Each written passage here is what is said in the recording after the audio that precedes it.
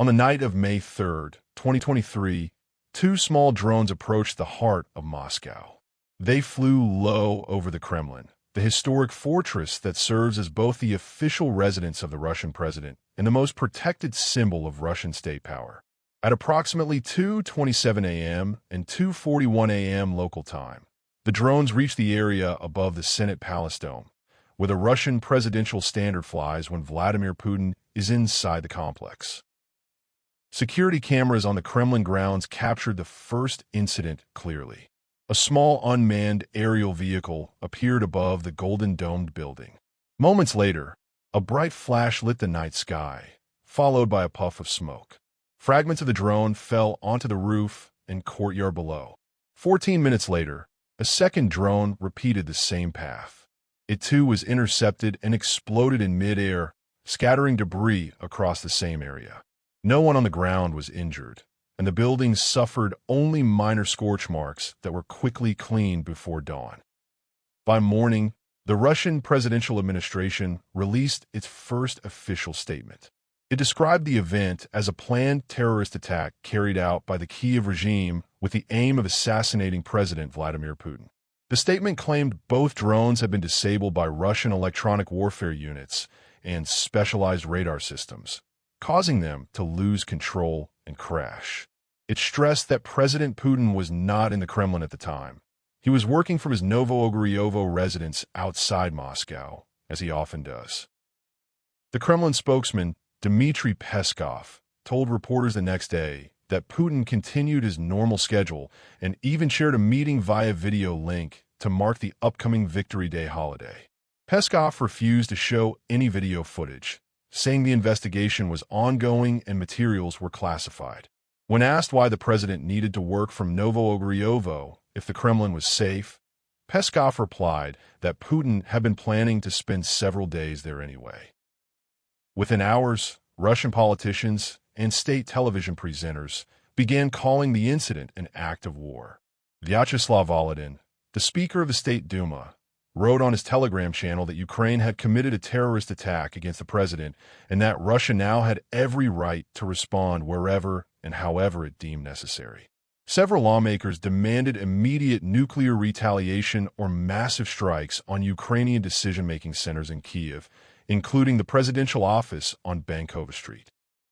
Pro-Kremlin military bloggers and television hosts quickly claimed the drones had carried plastic explosives and ball bearings designed to cause maximum casualties if they had reached ground level. Some insisted the explosives were powerful enough to kill everyone inside the presidential office. No evidence of such payloads was shown publicly, and independent analysts later pointed out that the visible explosions were small and consistent with the drone's own batteries or small incendiary devices catching fire. Ukraine's government denied any involvement from the very first hours. Mikhailo Podolyak, advisor to President Volodymyr Zelensky, wrote on Twitter that Ukraine does not attack the Kremlin or Moscow because it only fights on its own territory, defending itself against occupiers. He suggested Russia might have staged the incident to justify further escalation or new waves of mobilization inside Russia. President Zelensky himself, while on a visit to Finland, told reporters he had no information about any alleged attack on the Kremlin. "We don't attack Putin or Moscow," he said. "We fight on our territory. We're defending our villages and cities." The Ukrainian Air Force spokesman also issued a statement saying Ukraine preserved its limited drone resources for frontline military targets, not symbolic strikes deep inside Russia. Western governments reacted with caution. The United States State Department said it could not confirm the Russian version of events and urged all sides to avoid escalation. White House Press Secretary Karine Jean-Pierre stressed that Washington had not encouraged or enabled Ukraine to conduct strikes inside Russia. Similar statements came from Germany, France, and the United Kingdom, all calling for de-escalation and noting they had seen no independent evidence of Ukrainian responsibility. Independent investigators and open-source intelligence analysts began examining the few available videos that same day. The footage showed small quadcopter-style drones, not the long-range combat drones Ukraine normally uses against Russian military targets. Several experts noted that the Kremlin is protected by some of the most advanced air defense systems in the world, including the Panzer S-1 complexes positioned on nearby rooftops. 4-2 drones to reach the very center without being shot down earlier raised questions about how they penetrated the defenses. Some analysts suggested the drones could have been launched from inside Moscow itself, since flying hundreds of kilometers from Ukraine through multiple layers of Russian air defense seemed highly unlikely for such small, slow aircraft.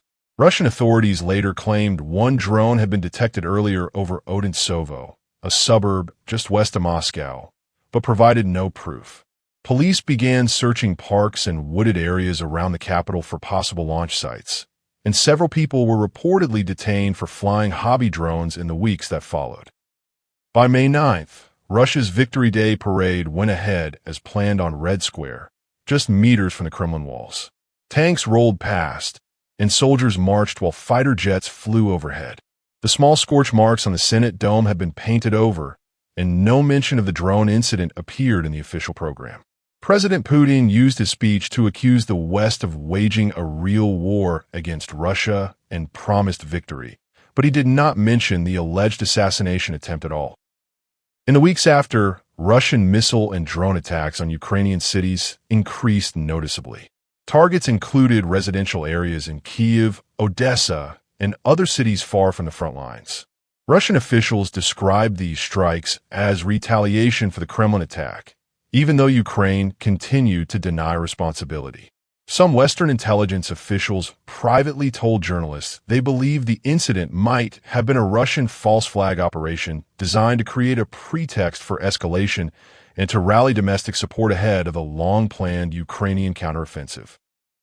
No independent investigation was ever allowed inside the Kremlin, and Russia never published any physical evidence, such as drone wreckage, flight data, or explosive residue analysis. The incident gradually faded from daily headlines, but left a lasting mark. Russian authorities tightened drone laws across the country, banned private drone flights in most regions, and installed additional air defense systems on government buildings in Moscow and St. Petersburg. Almost 2 years later, the May 2023 drone incident remains officially unsolved in the eyes of the international community. Russia continues to list it as a Ukrainian terrorist attack and an attempted assassination of President Putin. Ukraine continues to deny any involvement and points to the lack of evidence. Western governments treat it as an unresolved event that fits into a broader pattern of unattributed attacks and mutual accusations during the war.